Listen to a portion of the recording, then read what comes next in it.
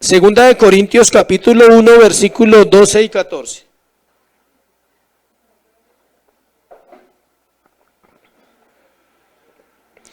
Segunda de Corintios capítulo 1, versículos 12 al 14. Dice así la palabra de Dios. Porque nuestra gloria es esta, el testimonio de nuestra conciencia, que con sencillez y sinceridad de Dios, no con sabiduría humana, sino con la gracia de Dios, nos hemos conducido en el mundo y mucho más con vosotros. Porque no os escribimos otras cosas de las que leéis o también entendéis, y espero que hasta el fin las entenderéis. Como también en parte habéis entendido que somos vuestra gloria, así como también vosotros la nuestra, para el día del Señor Jesús. Padre, gracias por esta mañana. Gracias por tu palabra y tu verdad. Gracias por amarnos, por darnos el libro perfecto, Señor, este regalo precioso, la Biblia, porque en ella está tu corazón, en ella está tu voz, y hoy anhelamos oír esa voz tuya, Señor, esa voz que corrige, esa voz que ama, esa voz que consuela, esa voz que trae esperanza para el que está perdido, esa voz que edifica al que ha sido salvo ya, y esa voz que nos da todo aquello que necesitamos en esta tierra. Te lo pedimos en Cristo Jesús, que nos hables. Amén y amén. El sistema de advertencia del alma se llama la enseñanza de hoy. El sistema de advertencia del alma. Uno de los errores o negligencias más grandes que cometemos nosotros los creyentes, y aún las personas del mundo, pero en este caso nos referimos a nosotros los que estamos en una iglesia o queremos conocer a Dios o estamos empezando, es ignorar la voz de la conciencia, ¿sí? En el mundo hay muchos conceptos para conciencia, ¿no? Algunos dicen que la voz del angelito y la voz del diablito, ¿sí? ¿Se ha escuchado esos términos? Es que hay una voz que me dice que no y esa es la buena, y otra me dice que sí y esa es la mala. De acuerdo a la circunstancia, entonces nosotros evaluamos si la voz es buena o si la voz es mala. Pero no funciona así, eso es algo del mundo. No hay ni angelito ni diablito. Bueno, hay una conciencia que Dios nos ha dado. Dios creó al hombre ¿con qué? Con conciencia. Esta fue puesta por Dios como una advertencia a nuestra alma. O sea, la voz de la conciencia es una de las formas como Dios advierte al ser humano que va mal, que está cometiendo errores, pecados, que está viviendo una vida que no agrada a Dios. Esto hace que nuestra vida enfrente situaciones, escuche, que quizás Dios no quería que sucedieran, pero que son permitidas debido a la falta de nuestra sensibilidad en cuanto a Dios y al poco conocimiento que tenemos de Él. O sea, tenemos poco conocimiento de Dios, poco conocimiento de la palabra, entonces eso hace que nuestra mente y nuestro interior como personas no esté lo suficientemente vivo y despierto para discernir cuando una situación es buena o mala. No es buena porque usted lo diga, no es buena porque su familia lo diga, no es buena porque el mundo lo diga, es buena si Dios lo dice. ¿Qué es bueno? Lo que Dios dice. Escuche, todo lo que Dios manda en la Biblia es ¿qué? Bueno. ¿Por qué? Porque su naturaleza es esa, Él es perfecto, Él no puede mandar algo malo porque entonces no sería Dios. Le voy a contar una historia para aplicarla, una ilustración para aplicarla en esto. Póngale mucha atención al relato. Antes de leer el relato le voy a contar que nos pasó algo curioso esta semana para que usted se dé cuenta cómo la soberanía de Dios es tan poderosa y tan perfecta. El día martes mi esposa tenía que viajar a las 8:20 de la noche. Me llamó a las 8 que había perdido el vuelo. Eso es delicado, o sea, no dice, uy, ¿qué pasó? Me llamó llorando, me dijo, perdí el vuelo. ¿Qué pasó? Le dije, o sea, ¿pero por qué? Habíamos hablado a las 7:30, ella estaba en la sala de espera, solo era abordar, ya todo estaba listo. No encontraba el pasaporte. Y me dice, ¿pero qué pasó? O sea, ¿dónde está? O sea, no lo encontraba. No lo encontró, perdió el vuelo. Le devolvieron la maleta. Se sentó en una sala y el pasaporte estaba ahí, en la maleta de mano, en el bolso. La pregunta es, ¿qué pasó entonces? ¿Sí? ¿Fue Satanás que no dejó ver el pasaporte? Inmediatamente uno piensa, si ese diablo es cochino. ¿Sí? No. Logró organizar, ir a hablar, listo. Le aplazaron el vuelo para el otro día en la noche. Cuando llegó otra vez al aeropuerto, entonces le pidieron la documentación y le hacía falta un documento. Ese documento no se lo pidieron el martes, o sea que ella había podido, si ella encuentra el pasaporte, viaja. ¿Y sabe qué hubiera pasado? La devuelven de España. Y había perdido el vuelo, y había perdido todo, la inversión, todo. Dios está en todas las cosas, ¿sí ve? En el momento es doloroso, uno dice, pero no pudo viajar, pero esto, yo le decía, tranquila, no se preocupe, o sea.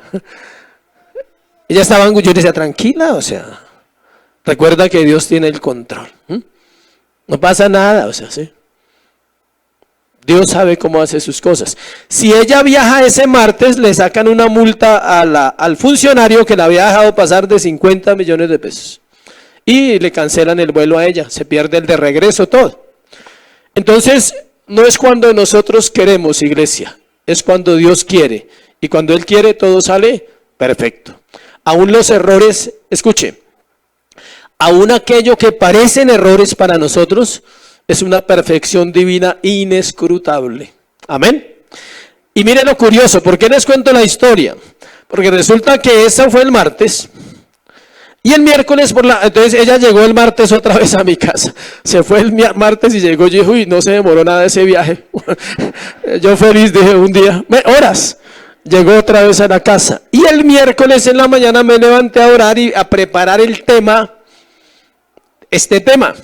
Y mire la sorpresa que encuentro con esta ilustración. Y creo que usted va a entender que Dios sí habla. Y que Dios habla de muchas maneras. Mire la historia. En la noche del 27 de noviembre de 1983, el vuelo 011 de Avianca, en la ruta de París hacia Bogotá vía Madrid, se aproximaba al aeropuerto de Barajas. Qué casualidad que ella iba para allá, ¿no? El tiempo era bueno y el 747 no tenía problemas mecánicos. La tripulación experimentada, el piloto tenía más de 20.000 horas de vuelo y había repetido esa misma ruta unas 25 veces. Sin embargo, el Jumbo se estrelló contra unas colinas a unos 11 kilómetros de la pista con las alas extendidas y a baja velocidad. El tren de aterrizaje del avión se rompió en pedazos y terminó volcado. Trágicamente murieron 181 de 192 personas que iban a bordo ese día. La tripulación no entendió cuál era su verdadera ubicación. Creyeron que la conocían, pero no era así. Sorprendentemente, el error fatal y definitivo fue cuando el piloto, muy seguro de saber a dónde se dirigía, ignoró la voz de la computarizada del GPWS, significa en inglés Sistema de Advertencia de Aproximación a la Tierra, que le advirtió repetidamente, elévese, elévese. La grabadora de la cabina registró la respuesta extraña a la advertencia y el piloto le dijo, cállese gringo, y apagó el aparato de advertencia. Instantes después él estaba muerto junto con el resto de las víctimas. Esta trágica ilustración nos muestra la verdad sobre cómo las personas suelen ignorar la verdad sobre la dirección de sus vidas y los mensajes de advertencia que Dios le da a sus conciencias. El Espíritu Santo está advirtiendo constantemente al creyente, le dice, elévese, elévese, ore, lea la Biblia, no dé lugar al diablo, no permita tentaciones en su corazón, elévese por favor, se va a estrellar, se va a reventar. Y hacemos lo mismo del piloto, cállese, o sea, ahorita no tengo tiempo. Callamos la voz de ¿qué? De la conciencia. Dios usa la conciencia. La conciencia no es Dios, aclaramos, ¿no? Dios usa la conciencia. Vivimos en una generación que se ha vuelto experta en ignorar y callar la voz de la conciencia. Cualquier sentimiento de culpa lo consideran perjudicial para la autoestima. O sea, si usted se siente mal porque es infiel a su esposa, usted dice, no, todo el mundo lo hace, yo también tengo derecho. Usted dice, bueno, lo bueno es que no se está dando cuenta, no hay problema. Mientras no se dé cuenta, todo va súper. Además que es de vez en cuando, ¿no? Una vez al año, pues no hace daño. Una canita al aire de vez en cuando sirve, dicen por ahí, ¿sí? Y es una manera de callar la conciencia. Es una manera donde no reconocemos que estamos pecando. Los hijos no reconocen la desobediencia a los padres. Callan la voz de la conciencia y dicen, no, pero estamos en otros tiempos. Siglo XXI, por favor, padres, modernícense. Poca cantaleta y pocas exigencias, estamos en un tiempo más moderno, ¿sí? El tiempo es el mismo, el pecado es el mismo, Dios es el mismo, el hombre es el mismo pecador. Nada cambia. Pero la cultura nos quiere llevar a vivir una vida donde no escuchemos internamente aquello que Dios nos está diciendo. Las personas no creen que sus problemas vengan del pecado, sino de factores externos más allá de su control. Pocas personas, de hecho, si no es creyente y si no ha nacido de nuevo, difícilmente una persona reconocerá y decir, yo soy el culpable. Hice una mala inversión, fui tramposo, me gasté el dinero en lo que no debía, estoy viviendo consecuencias de mis faltas, de mis pecados. Se necesita ser creyente, se necesita haber nacido de nuevo para reconocer eso primero delante de Dios y aún, escuche, delante de otras personas, las cuales son afectadas por no escuchar la advertencia que dice elévese un poquito. El pecado ahora se considera un problema psicológico, no moral o espiritual. Una aventura, sí, es más bonita. Sí, ¿ha escuchado la canción? Si no miramos el tiempo en el reloj, es un himno al adulterio, para que lo sepan. Para todos aquellos que lo bailaron, ¿sí? El himno al adulterio. Es un himno al adulterio. Porque ya no se le llama adulterio, ahora se le llama ¿qué? Una aventura. O una relación ilícita, podríamos decir. Y se le ha cambiado el nombre a los pecados, ¿sí? Ya no se llama rebelión a la rebelión. Ya no se llama inmoralidad a la inmoralidad. Los tiempos han cambiado y son bíblicos.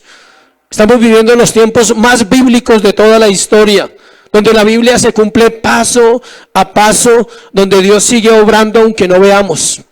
Sigue obrando en la familia, pero también sigue obrando en un mundo que ignoramos, en un mundo que no entendemos, que va hacia una decadencia, iglesia.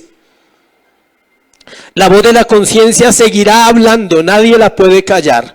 Dios cumplirá su palabra tanto para salvar como para condenar.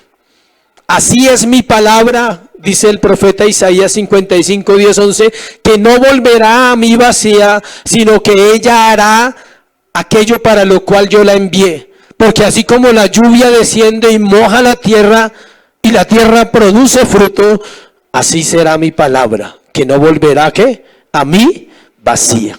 Toda palabra que sale de la boca de Dios a través de sus instrumentos y a través de la escritura en el poder del Espíritu, cumple un propósito. Salva o mata o condena. Pone bajo juicio a las personas o los pone bajo la gracia cuando el oído es sensible, cuando el corazón se deja guiar. Primera de Timoteo 1:19.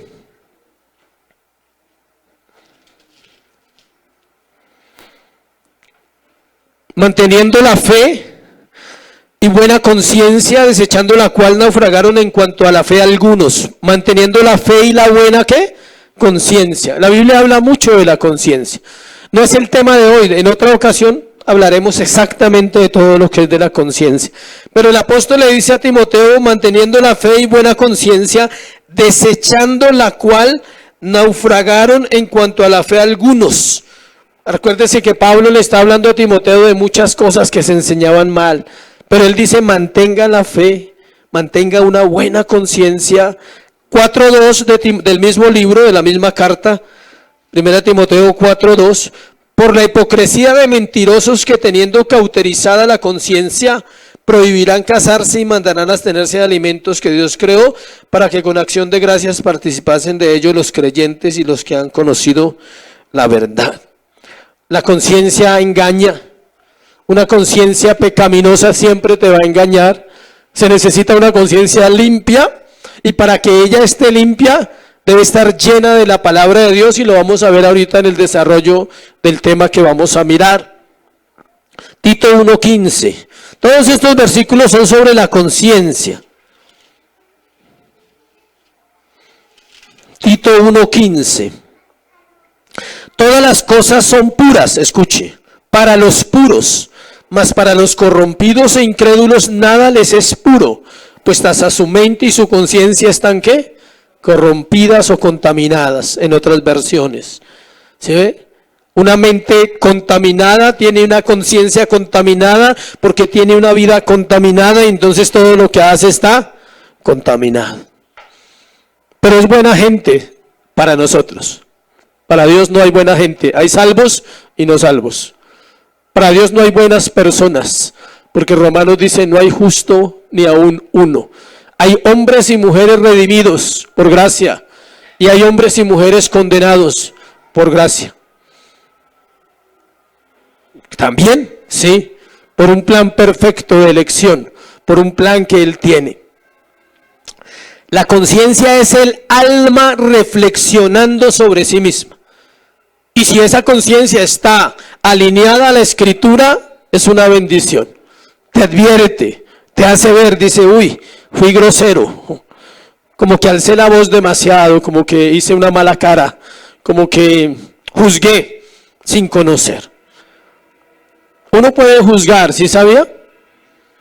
Es fácil juzgar a una persona sin conocerlo, es muy fácil. Más cuando alguien te ha dicho algo de él o de ella. Caemos en ese error. O de pronto, cuando lo conociste o cuando la conociste, viste un defecto antes de conocer a la persona. Y eso te hace un prejuicio, pero tú no le conoces. Tú no sabes quién es en realidad. ¿Quién sabe quién es? El Señor. A mí me ha pasado. He juzgado personas y he tenido que arrepentirme, decirle perdóname. Juzgué a la ligera. Y mi conciencia me advierte, me dice, no juzgue. No fuimos llamados a juzgar, pero nosotros le hacemos caso ¿a quién? A nadie. Juzgamos. El término para conciencia en griego es suneidesis, como suena con ese. Suneidesis. Suneidesis. Conlleva la idea de conocerse a sí mismo, de algo que Dios permitió, que nos regaló. Hay gente que no conoce la palabra, escuche, y puede tener a veces una mejor conciencia que los que la conocen. Y hay gente que conoce la palabra, pero su conciencia no es correcta, porque no se ha preocupado, no se ha dedicado a decir, Señor, santifica mi mente. Acuérdense que la mente es el campo de batalla entre Dios y Satanás. Y si Satanás conquista la mente, conquista una vida. Pero Dios ya conquistó en la cruz del Calvario. Una vez y para siempre nos dio su salvación. Sin embargo, aclaremos algo antes de entrar en los puntos. Y es que la conciencia no es la voz de Dios. Recuerde, no se equivoque. Ni es la ley moral tampoco. No son los 10 mandamientos, eso es otra cosa. Cuando escuche ese término desde el púlpito, para los que no lo saben, ley moral se refiere a los 10 mandamientos, siempre. Luego lo vamos a ver más amplio también desde este lugar. Es más bien una facultad que juzga las acciones de los humanos a la luz de la norma de la conducta más elevada que una persona pueda percibir. Es decir, es una facultad interna, así como usted tiene la facultad de pensar, ¿sí? Así como esta mañana usted dijo, me pongo la chaqueta azul o la café. Sí, usted tiene que escoger. Así como esta mañana usted dice, uy, está lloviendo, pero aún así voy a ir a la iglesia. Sí, tuvo que decidir. O decidió si tomaba caldo de costilla o chocolate o huevos. Sí, tiene una facultad de escoger. En cosas naturales. Usted puede escoger para dónde se va ahora que salga de la reunión. Sí, si se va a dormir o se va a visitar a alguien o se va a comer. Sí, todo eso usted lo puede escoger. Pero usted jamás podrá escoger, escuche, el bien. Es una obra única de Dios en el corazón del hombre. Si lo escoges, siempre recuerda y dile gracias, es por ti. Lo escojo porque tú estás en mí. Lo escojo porque tú me amas. Lo escojo porque tú me ayudas. Nunca piense que usted tiene esa capacidad. Es uno de los engaños más terribles del creyente. Sobre todo, ya somos cristianos, Entonces ahora podemos llegar a pensar que somos mejores que los demás. Somos mejores en un sentido para Dios, pero seguimos en un cuerpo de pecado. Por eso es importante tener una conciencia limpia, gobernada por la palabra de Dios para no ser engañados. La conciencia funciona como una claraboya, no como una lámpara. O sea, como esta claraboya funciona así, da un poco de luz, pero no es una lámpara, no es un foco que te alumbra la mente. Es solamente una facultad a través de la cual Dios guía también, ayuda. Y es del hombre, escuche, es del hombre. Dios se la dio a todos los hombres. Hebreos 9:14.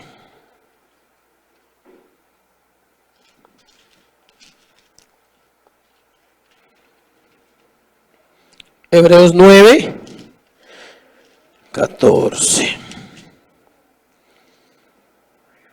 ¿Cuánto más, dice, la sangre de Cristo, el cual mediante el Espíritu Eterno se ofreció a sí mismo sin mancha a Dios, limpiará vuestras conciencias de obras muertas para que sirváis al Dios vivo? Dios limpia la conciencia. De hecho, cuando somos salvos, una de las tareas más importantes que hace el Espíritu Santo es darnos una vida nueva. Y esa vida nueva incluye una conciencia que necesita ser transformada. Dios limpia para que usted pueda ahora empezar a, digámoslo, a poner, a aprender, a vivir cosas nuevas en el Espíritu. Capítulo 10, versículo 22 de Hebreos. Acerquémonos con corazón sincero, en plena certidumbre de fe, purificados los corazones de mala conciencia y lavados los cuerpos con agua pura. El agua representa la palabra. Cada mañana usted lee la Biblia y la Biblia lo limpia aunque usted no sienta nada. Porque si es porque usted sienta, estamos graves. Es por la fe. Usted dice, Señor, yo creo en tu palabra, ya es verdad, límpiame. Jesús le dijo a sus discípulos, vosotros estáis limpios por la palabra que yo os he hablado. Y también dice en Juan 17, santifícalos en tu palabra es verdad. La palabra santifica. El contacto constante. No cada 8 días anotando lo que anota o escuchando lo que escucha en la iglesia. No, no es así. Es diario. Diario. Así, ¿usted cada cuánto vive? Todos los días. Usted no vive solo el domingo o el lunes. Usted vive de lunes a lunes. Mientras esté vivo va a ser así. Entonces, pero la palabra la leemos por allá como cada 4 días o cada 7 días. Entonces, no, vivimos todos los días y todos los días debemos leer la palabra. Pablo escribió esta carta en un momento difícil y él presenta aquí tres cosas acerca de la conciencia. Los falsos maestros acusaban a Pablo en 3 áreas, que es lo que vamos a mirar.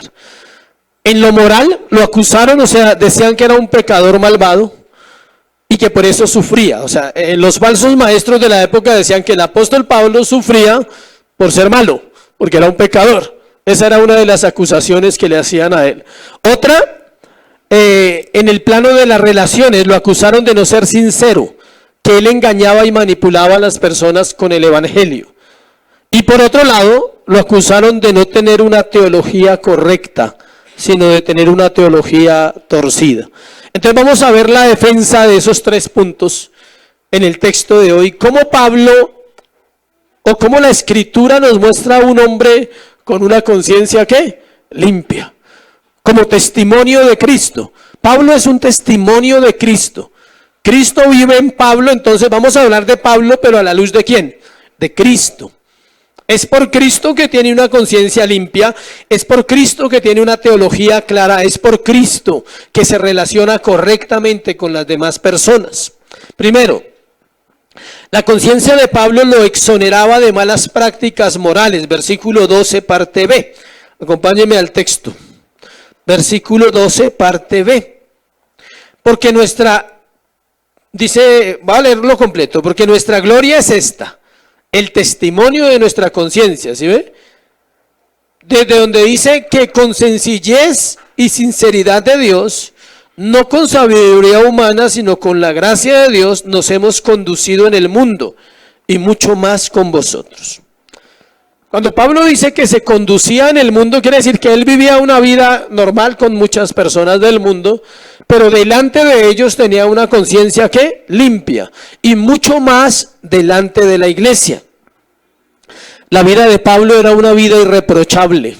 Era el hombre de primera de Timoteo. Cuando le escribió a Timoteo y le dio los requisitos para ser un siervo, uno de esos es que él fuera ¿qué? Irreprensible. Era un hombre que trabajaba. O sea, él no aceptaba que solo la iglesia lo mantuviera, sino que él trabajaba haciendo tiendas. Y él dice que él trabajaba con sus propias ¿qué? Manos. Pablo llevaba una vida santa y una vida sincera. Ahorita vamos a explicar eso. Es fundamental, iglesia, ser sincero, ser transparente con Dios, no tener doblez de corazón.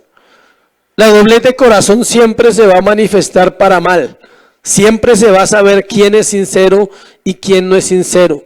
Quién es íntegro con Dios, escuche. Cuando hablamos de ser íntegros con Dios, no estamos diciendo que no peque. Estamos diciendo que es una persona que está en un proceso de santificación y que su mayor anhelo es que agradar a su Señor. Pero no puedo, pero lo anhelo, lo deseo.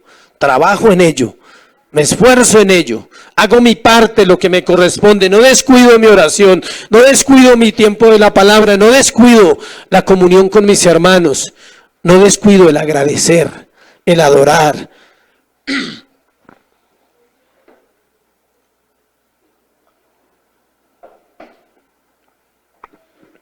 El término sinceridad, vamos a mirarlo. Una palabra griega que es difícil de pronunciar, pero voy a ver si puedo. Eilikrneia. Eilikrneia.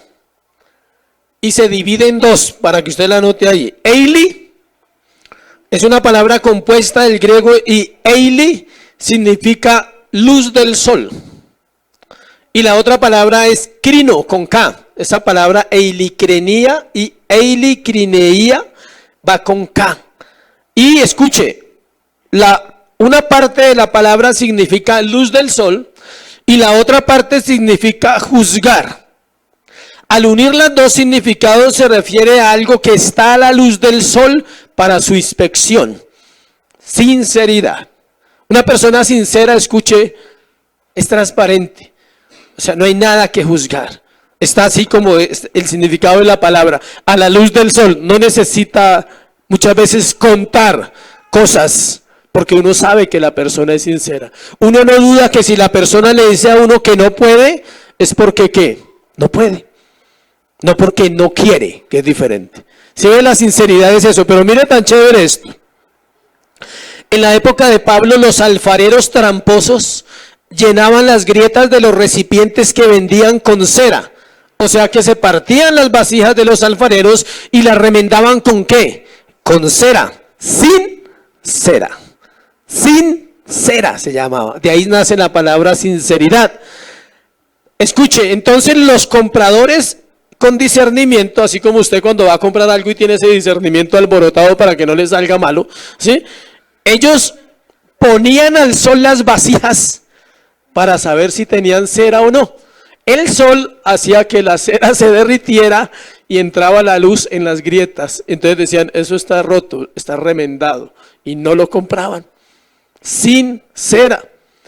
Así debemos ser nosotros, sinceros. Que nos pongan a la luz de Cristo y diga, no se le ve por ahí. No que salga esa mano de huecos, esa mano de cosas que hay en nuestro corazón. En 1 Corintios 15:10, devuélvase una hojita nomás.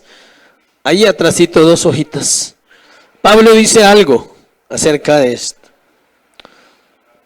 Pero por la gracia de Dios soy lo que soy, y su gracia no ha sido en vano para conmigo. Antes he trabajado más que todos ellos, pero no yo, sino la gracia de Dios conmigo. Pablo era sincero, era transparente, pero lo importante es lo que él dice. Él dice, yo no soy lo que soy porque yo sea Pablo, o porque yo soy mejor que los otros de la iglesia. Yo soy lo que soy por la gracia, porque Dios me ha ayudado a ser ¿qué? Sincero, a ser transparente con la iglesia, a ser transparente con su familia, con todo lo que hacía. Pablo añade que no era con sabiduría humana. Mire bien el texto, porque nuestra gloria es esta, el testimonio de nuestra conciencia, que con sencillez y sinceridad de Dios, ahorita miramos la palabra sencillez, no con sabiduría ¿qué? Humana. Pablo dice, yo no he adquirido esa sencillez y esa sinceridad por sabiduría humana, o sea, porque estudié y porque estudié con Gamaliel y soy universitario. Sí sabían que Pablo era universitario, ¿no? Hace 2000 años había universidades. Para que los universitarios de hoy en día no crean que es un privilegio de ustedes. Hace 2000 años había universidad, ¿dónde? En Jerusalén. Y había un maestro que se llamaba como Gamaliel. Y Pablo había sido, dicen que había sido quizás el mejor estudiante de su carrera. O sea, era un hombre versado, un doctor, mejor dicho, en la ley. O sea, hablar con él era hablar con un erudito, una mente brillante, quizás una de las mentes más brillantes de los fariseos. Pero él deja claro, dice, no fue por eso. No, al contrario, eso lo hizo hipócrita, eso lo hizo falso. Él dice, no fue con la sabiduría humana que él adquirió la sinceridad y la sencillez. Él sabía que era la obra de Dios en él la que hacía posible que su conciencia fuera santa y sincera.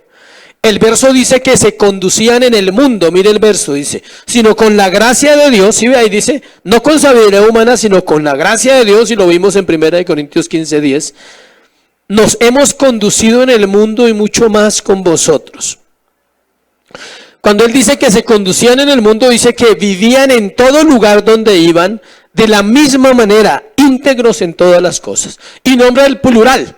Si ve que él no estaba solo, él está nombrando que habían otras personas con él, Timoteo, Silas, Lucas, todos los que andaban con él. Y él dice, donde vamos, siempre somos los mismos. No mostramos dos cosas, no somos uno con Corinto y no somos otros en Éfeso y no somos otros en Galacia. En todos los libros, en las cartas que él escribió, siempre era el mismo. Si tenía que decir algo, lo decía. Si tenía que mostrar misericordia, mostrar amor, mostrar la justicia de Dios, era un hombre íntegro. La ciudad de Corinto era impura, inmoral. Muchos de los que estaban en la iglesia vivían igual que la condición del pueblo. Ellos vieron la vida de Pablo durante 18 meses, estuvo con ellos presencial, no virtual, ¿sí? Que vivió con ellos y no podían acusarlo de inmoral. O sea, aunque ellos querían acusarlo, no le encontraban tacha, decían, pero ese Pablo no mira a nadie, o sea, era soltero, guardado, santo.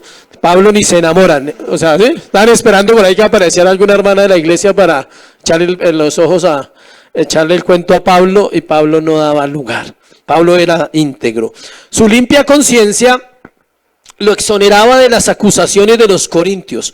Aún así, no quiere decir que no pecara, ¿sí ve? O sea, él pecaba porque era un pecador igual a usted y a mí, pero llevaba una vida con una conciencia limpia. Ahorita al final vamos a ver cómo se limpia, un poquito más vamos a aclarar cómo se limpia esa conciencia. Segundo, la conciencia de Pablo lo exoneraba de malas prácticas en sus relaciones, versículo 13 al 14. Porque no os escribimos otras cosas de las que leéis o también entendéis, y espero que hasta el fin las entenderéis. Ahorita leemos el 14. Pablo escribe que no habían escrito, o sea, acá la Biblia, siempre recuerde, uno se sienta en la iglesia a escuchar, y uno cree que lo que está leyendo ellos ya tenían la Biblia. No, la Biblia no estaba. Esto lo escribieron después de que Pablo le fue inspirado. La Biblia no estaba, no habían libros.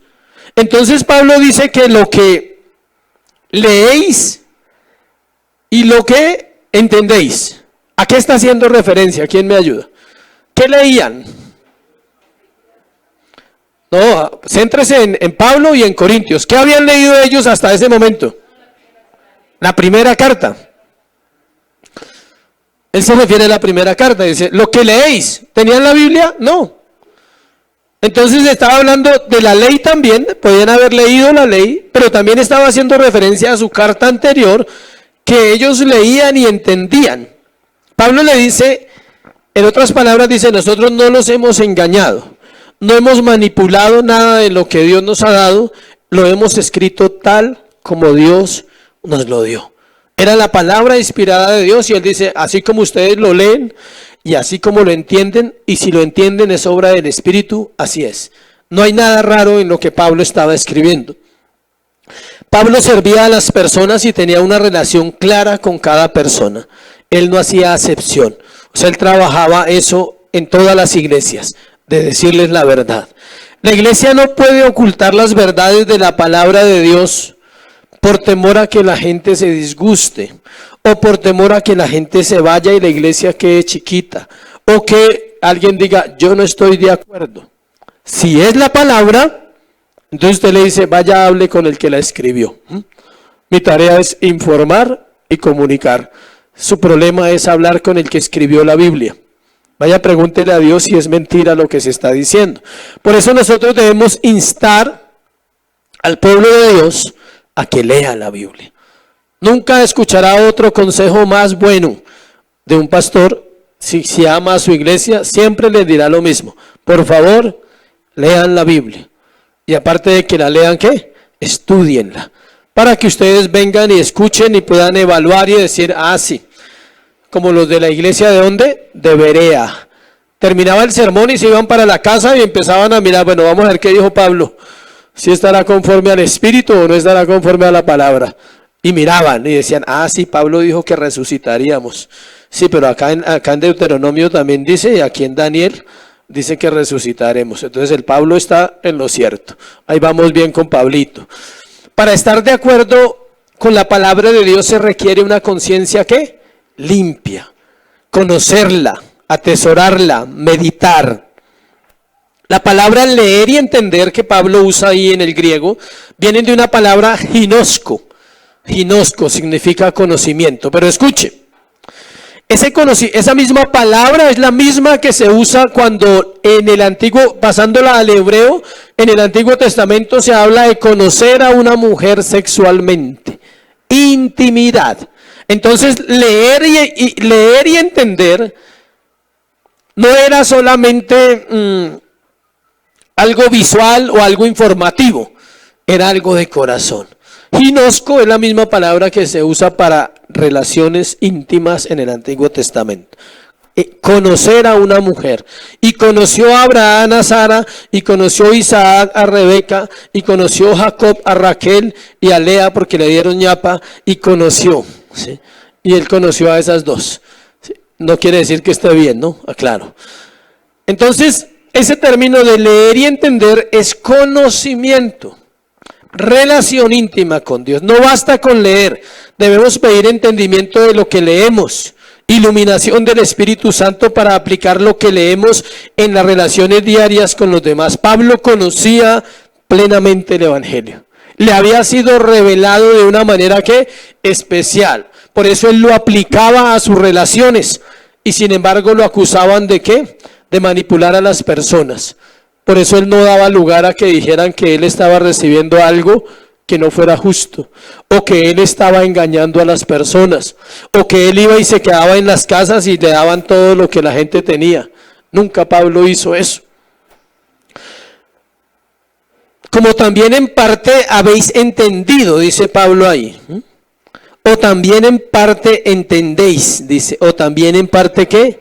Entendéis. El anhelo de Pablo era que ellos tuvieran una comprensión mayor de la palabra de Dios, porque así y solo así podían entender que lo que recibían no era un conocimiento, tenía que ser llevado a la práctica. Escuche, todos estamos acá, en este puntico donde dice que también, dice, o también entendéis, y espero que hasta el fin las entenderéis. O sea, hay cosas que usted no entiende todavía y yo tampoco, no se preocupe. Pero ¿por qué Dios eligió a unos y a otros no? No lo entiende, tranquilo, no se preocupe. Quizás más adelante lo va a entender o quizás nunca lo entienda, pero ese por bien servido si lo escogieron a usted. ¿Sí? Creo que eso es suficiente. ¿Por qué la iglesia necesita recursos? No lo entiendo. Porque hay que ir a la iglesia y hay que dar ofrenda y eso, ¿por qué? Si no lo entiende y no quiere hacerlo, no lo haga. Cuando lo entienda, lo va a hacer con amor y lo va a hacer con convicción en su corazón. ¿Sí ve? Hay cosas que no entendemos de la iglesia, de la doctrina. ¿Por qué la gente no cambia? Si se lo he dicho 1000 veces y no cambia. Usted no lo entiende, yo tampoco. ¿Por qué la gente no cambia? ¿Por qué las personas siguen insistiendo en una vida liviana con Dios? Si tienen todo para agradarlo a Él y no lo hacen. Le voy a regalar un versículo para ver si de pronto se le quita esa lucha esta mañana. Romanos 8:7. Romanos 8:7. Aquí está la respuesta para esa batalla suya y la mía con todos los que quieren cambiar y no pueden, y amamos y queremos que cambien y no lo hacen. Por cuanto los designios de la carne son enemistad contra Dios, porque no se sujetan a la ley de Dios. ¿Y qué dice al final? ¿Qué dice? Si lo está leyendo, léalo por favor, porque usted tampoco puede. Ni tampoco pueden. Absolutamente nadie puede agradar a Dios. Entonces estamos perdidos. Sí, pero la gracia, dice Pablo, por la gracia de Dios soy lo que soy. Por la gracia de Dios Pablo era agradable a su iglesia, a su pueblo. Acuérdense que dice que físicamente no era muy bonito, era feíto, digámoslo así en términos de hoy en día, pero estaba lleno del poder de Dios. Era un hombre que cuando hablaba tenía la autoridad del Espíritu Santo. Era un hombre que vivía lo que decía. Entonces Pablo le está diciendo a la iglesia, lean, entiendan, y aquello que no entiendan lo van a entender ¿cuándo? Al final. ¿Sí? Ese es el versículo, ese es el resumen. Lean, entiendan, y lo que no entiendan no se pongan a sufrir, porque al final va a haber más revelación. Hace 22 años, más, hace 23 años, estaba en una cárcel, yo, y no entendía nada de nada, no sabía ni qué iba a pasar con mi vida los próximos 23 años. Y si usted me preguntaba algo, no sabía era nada, o sea, ¿sí? Ni qué decía Génesis 1:1, o sea, nada. Y desde ahí hasta hoy hay cosas que comprendo. Y hay otras que todavía me pregunto qué pasa, Señor. ¿Sí? Digo, bueno, ni modos. Pero tengo la esperanza que dentro de 10 años, si estoy vivo, entienda unas que no entiendo hoy. ¿Sí? Y así, usted está en otra condición, dice, bueno, yo llevo un año. Hace un año no entendía nada. ¿Sí? Y ahorita entiende así por un ojito. O sea, ve un poquito, ¿sí? Tal vez mañana, en un año, en 5 años, usted tenga una claridad en cuanto a la salvación, en cuanto a la santificación, en cuanto al amor, en cuanto al matrimonio, en cuanto a la sexualidad, en cuanto a temas y temas, y usted diga, claro, ahora sí la tengo clara, estoy preparado para morir y me voy a casar.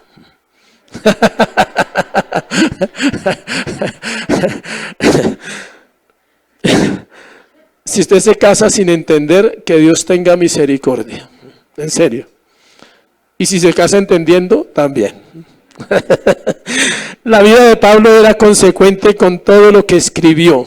Era un hombre que entendía la revelación de Dios y la revelación de la vida. Es una bendición poder entender muchos asuntos que antes eran tan difíciles. Por ejemplo, voy a tocar solo uno y cerramos ese puntico del entendimiento de un tema que yo sé que es muy difícil: el perdón. Creo que es un tema que para muchos no tiene un velo sino una cortina todavía. O sea, perdonar. Cuando hablamos del perdón, entonces son dos connotaciones, ¿no? ¿Tú necesitas ser perdonado? Es mi pregunta esta mañana. ¿Por quién? ¿Y por quién más? Siempre hay alguien que de pronto uno dice, uy, ojalá esa persona pudiera arreglar esa situación con esa persona y sentirme más a gusto, porque hay algo que no me deja estar bien con esa persona. Entonces necesitamos un perdón divino, pero a veces también requerimos un perdón humano.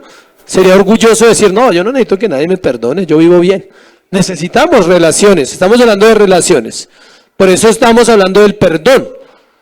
Y la otra, ¿hay algo que perdonar en tu corazón hacia alguien? ¿Hay algo que perdonar?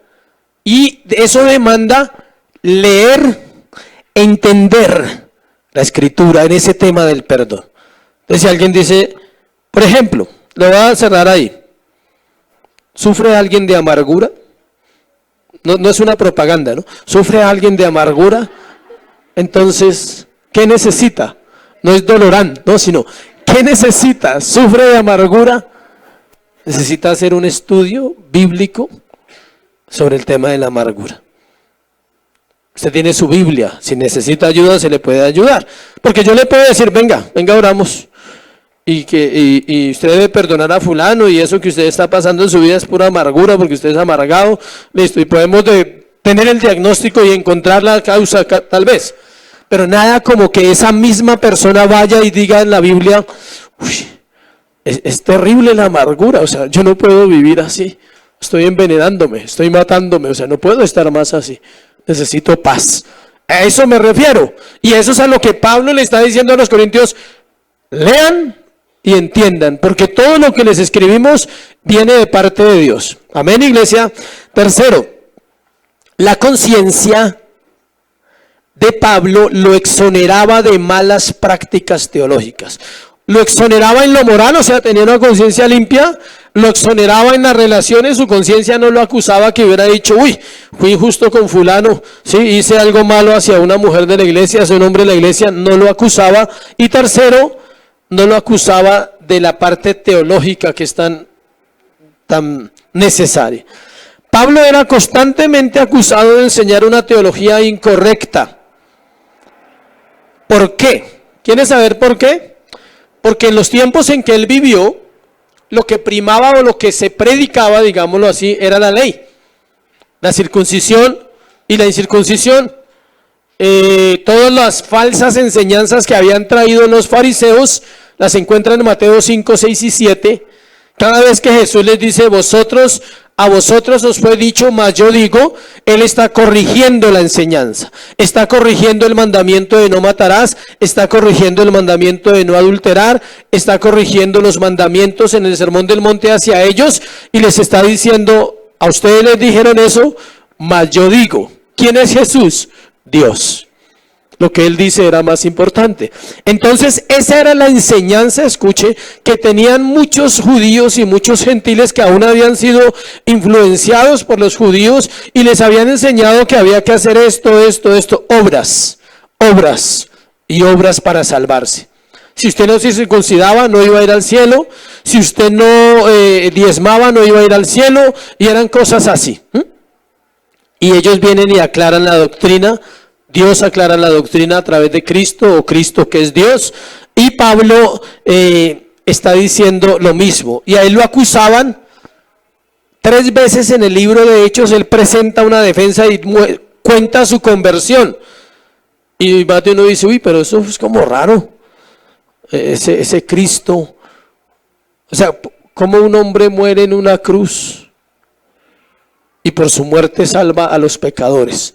Eso no tiene lógica, y eso solo lo puede entender por revelación el hombre o por iluminación del Espíritu Santo. Entonces, él vino a enseñar el Evangelio, Pablo, y lo acusaban, decía, él enseña un camino falso, él está en contra de Moisés, él está en contra de la ley. Lo mismo que dijeron de quién, de Jesús, pero Pablo no estaba mal, estaba claro. Pablo era un defensor de la doctrina sana. En la misma carta, en esta carta de Corintios, segunda, él habla sobre esto. Mire capítulo 4, versículo 2. Antes bien, renunciamos a lo oculto y vergonzoso, no andando con astucia ni adulterando la palabra de Dios, sino por la manifestación de la verdad, recomendándonos a toda conciencia humana delante de Dios. O sea, ellos decían, nosotros somos cartas abiertas, dice Pablo. Si ustedes nos ven, digan en qué le debemos, en qué hemos fallado. O sea, cuéntenos y lo corregimos. Si algo hemos fallado, lo corregimos. Hemos ido a su casa, le hemos quitado algo, le quitamos su esposa, le maltratamos a sus hijos, cuéntenos y lo corregimos. Eso era la vida de Pablo. 13:8 de la misma carta, ¿no? Cuando no nombro la carta es porque estamos ahí. Porque nada podemos contra la verdad, sino por la verdad. Nada podemos hacer contra la verdad. Al contrario, Debemos vivir por la verdad. La enseñanza correcta en la iglesia, escuché, está basada en el Evangelio de Jesucristo, nada más. Todo tema es ¿qué? Cristocéntrico. Estamos hablando de Pablo en Cristo, nombre que tenía la revelación completa. Debe ser anunciada las doctrinas de la gracia en los temas que se predican. Cualquier tema da lugar para hablar de elección, de salvación, de depravación, de expiación, de todos esos temas que hemos tratado durante estos 5 años. ¿Por qué? Porque por medio de esos temas, Dios revela un plan de salvación a su pueblo y lo saca de una ignorancia, digámoslo, para que pueda conocer al Señor. Cuando el apóstol Pablo está hablando ahí en el versículo 14, dice: como también en parte habéis entendido que somos vuestra gloria, así como también vosotros la nuestra, para el día del Señor. Él está hablando de ser la gloria el uno para el otro. Se refiere a la vida del creyente. Es decir, una verdadera teología cristiana te va a llevar siempre, escuche, siempre a amar a Dios y amar a los demás. Esa es la ley, ese es el resumen de la Biblia. Siempre te va a llevar a que tú honres a un Dios verdadero, a un rey, al Señor, y que también tú tengas en la justa medida con el prójimo. Eso se llama teología, eso era lo que enseñaba Pablo. Cuando él usa la referencia al día del Señor que usted ve ahí en el versículo 14 al final, el día del Señor Jesús, no se está haciendo referencia a hoy, al domingo, a la congregación. Se está refiriendo al día que estaremos con Él para siempre. Al mismo día que se refiere Joel, Abdías, Nahum, todos esos profetas. El día del Señor vendrá.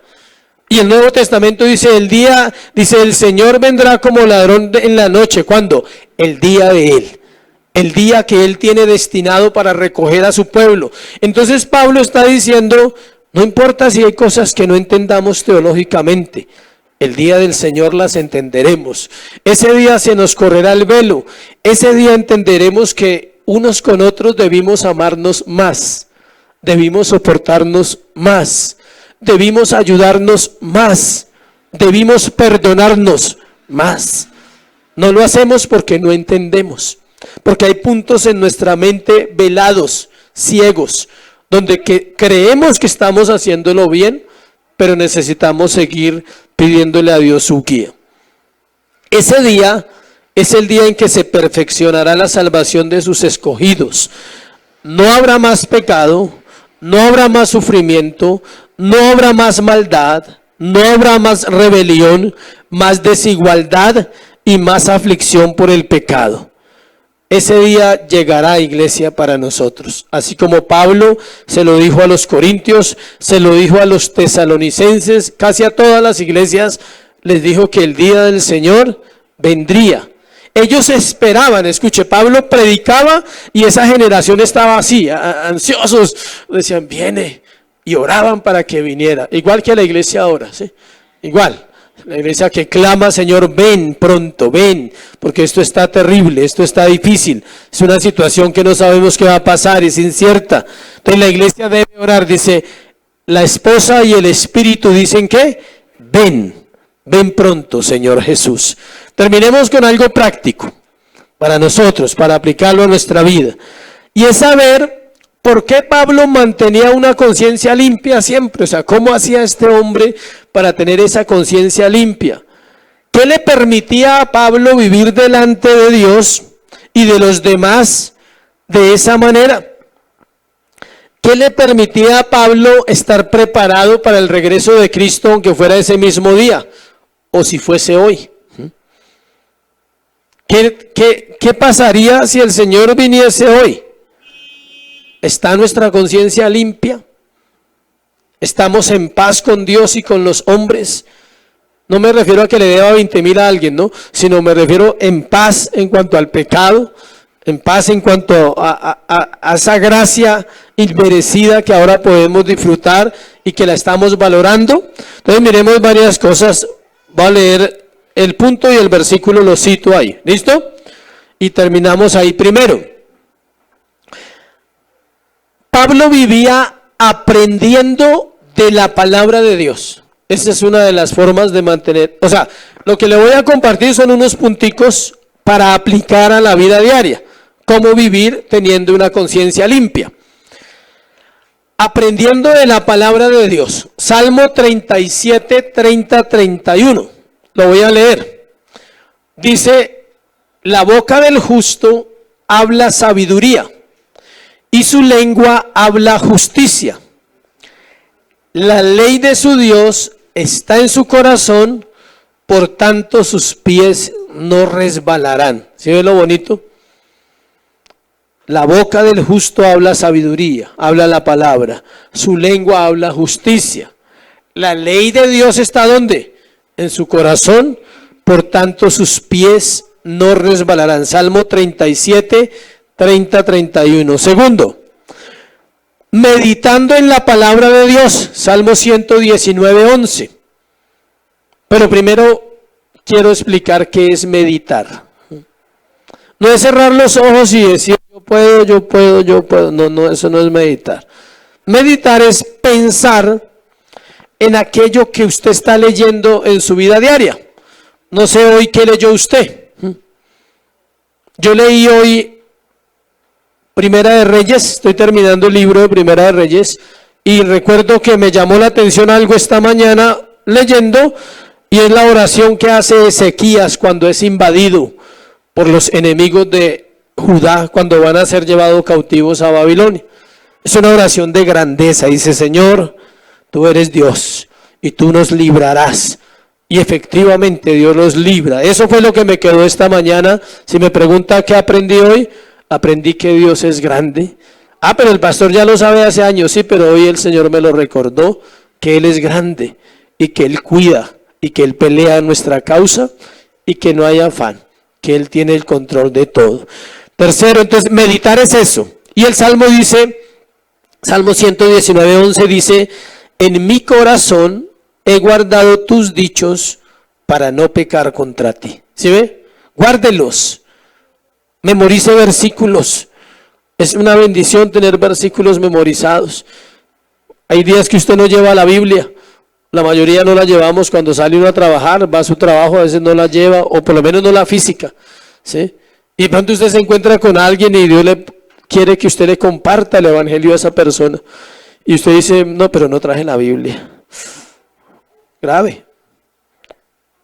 En mi corazón he guardado, ¿sí?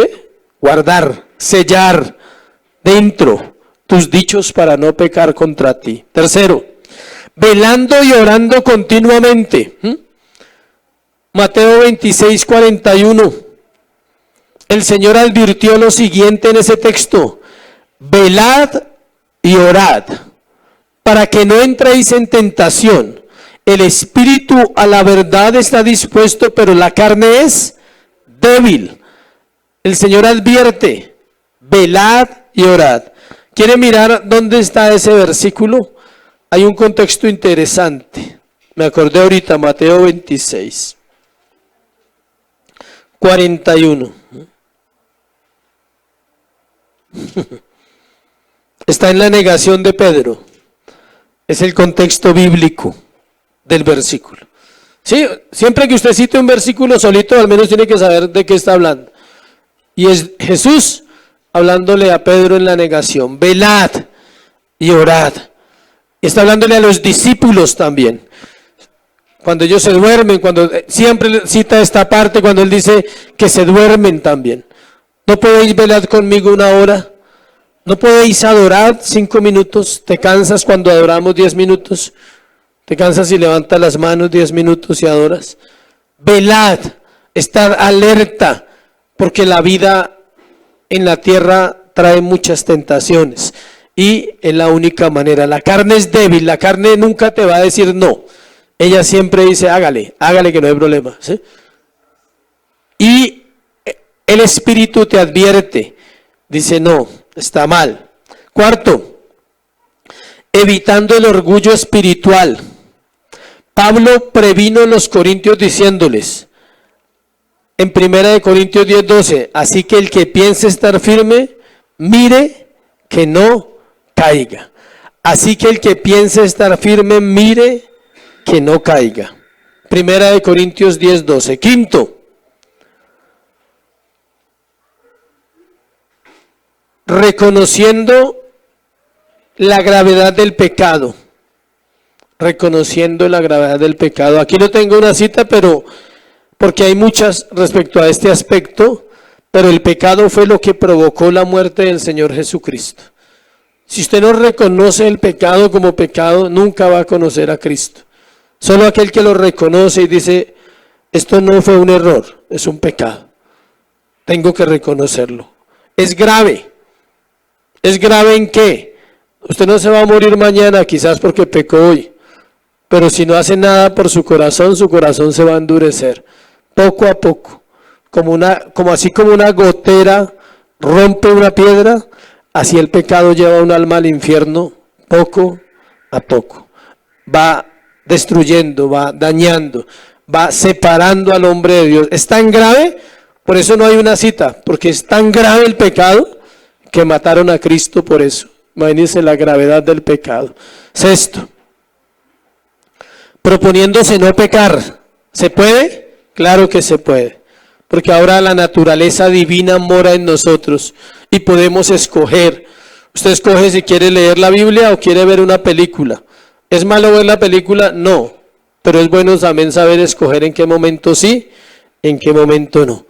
Usted escoge si quiere venir. Nadie lo va a obligar. También hay una elección, también hay algo que yo tengo que hacer, una parte que me corresponde. En Salmo 119, 106 dice, el salmista dice lo siguiente, juré y ratifiqué que guardaré tus justos juicios. El salmista dice, yo hice un juramento ante Dios y ratifiqué que yo guardaría la palabra de Dios. Cada vez que hay una situación que te puede causar carga, que te puede causar quizás dureza o que te desanima, a veces hay gente que dice, no, estoy muy desanimado, vaya al inicio de su vida y diga, Señor, llévame a recordar ese tiempo en el cual yo dije, te voy a servir. Sí, porque uno cuando está en el Espíritu, usted eso dice, te voy a servir así me dé el agua donde me dé, sí, Señor. Solo, con o sin, siempre te voy a servir, te voy a amar toda la vida. Y usted lo dice con lágrimas, ¿sí? Te voy a honrar. Y luego viene la lucha y la prueba y ya no puede hacerlo. Ahí dice, juré y ratifiqué que guardaré tus juicios. El llamado. Es lo mismo que el matrimonio. En la concordancia bíblica que yo uso, están los votos matrimoniales. Y a veces los leo cuando estoy batallando. Y digo, ay, ¿verdad que yo dije eso? Toca hacer, hay que hacerlo. Con Dios más. Cuando tú dices, Señor, toda la vida te voy a agradecer, te voy a servir porque me salvaste. Señor, siempre voy a orar, voy a estar aquí. Cada mañana vendré y oraré, Dios. No se le olvide. Entonces, cuando se le olvide, haga una cosa para que no se le olvide. Vaya y ore. Y verá que no le olvida. Y si le olvida todos los días, entonces todos los días ore. Y así aprende. Siguiente, resistiendo el menor indicio de tentación, Santiago 1, 14, 15. Este es el versículo, no uno, sino el versículo, escuche, más claro de la Biblia, o los dos versículos más claros de la Biblia, donde muestran el proceso de tentación y caída. Este es el más claro para ese asunto. Cuando alguno es tentado, no diga que es tentado de parte de Dios, porque Dios no puede ser tentado por el mal, ni Él tienta a nadie. Sino que cada uno es tentado cuando de su propia concupiscencia es atraído y seducido. Entonces, la concupiscencia, después que ha concebido, da a luz el pecado, y el pecado, siendo consumado, da a luz la muerte. Ese es el proceso de pecado de todos, usted y yo. Cualquier cristiano en cualquier lugar del mundo vive esto. Es tentado. Debe recordar por Santiago, pero Dios no me está tentando, soy yo. Es mi deseo, es aquello interno que quiero saciar, es esa situación que no he resuelto, es mi debilidad, es mi carácter, es mi corazón el que está siendo débil. Entonces dice, yo ya sé que si cedo va a venir un fruto, va a dar a la luz algo, es la muerte. Es que me va a separar de Dios el pecado, me va a destruir. Entonces tengo una voz de alerta por Santiago 1, 14 al 15. Finalmente, debemos tener una vida de confesión y arrepentimiento constante. Primera de Juan 1:9, que si confesamos nuestros pecados, Él es fiel y justo para perdonarnos y limpiarnos ¿de qué? De toda maldad. Quienes obedecen el encargo de Salomón de Proverbios 4:23, sobre toda cosa guardada, guarda tu corazón, porque de él mana la vida, así como Pablo disfrutarán una conciencia limpia. Iglesia, es una tarea diaria, no del domingo de 8:30 a 10:30, no del martes de 7 a 9 o el jueves de 7 a 9. Es una tarea ¿qué? Diaria, todos los días. Ora y dile, Señor, gracias, porque me estás dando la guía y la dirección que necesito para tener una conciencia ¿qué? Limpia. Póngase sobre sus pies y vamos a orar. Dale gracias a Dios. Padre, gracias por esta mañana. Gracias por tu palabra, ella es verdad. Santifícanos, Dios. Enséñanos como iglesia.